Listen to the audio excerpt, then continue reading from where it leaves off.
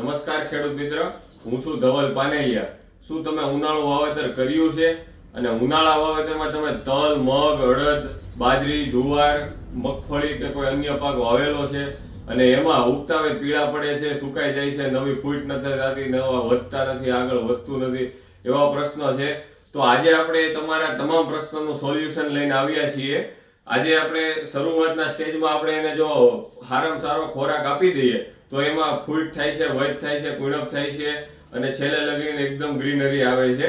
જેમ કે આપણે વાત કરીએ તો ICL કંપનીનું સ્ટાર્ટર આવે છે।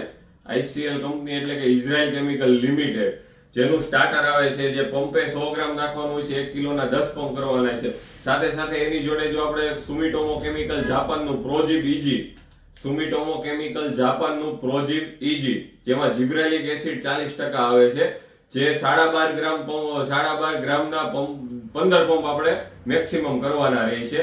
જો એ બે સાથે મિક્સ કરીને જો આપણે એનો રાઉન્ડ કરીએ તો તમારા પાકમાં ત્રીજા અથવા ચોથા દિવસે નવી કોળામણ આવે છે, નવી ફૂટ પડે છે, પીળું પડતું અટકી જાય છે, ઊભું સુકાતું હોય તો એમાં રૂકાવટ આવી જાય છે।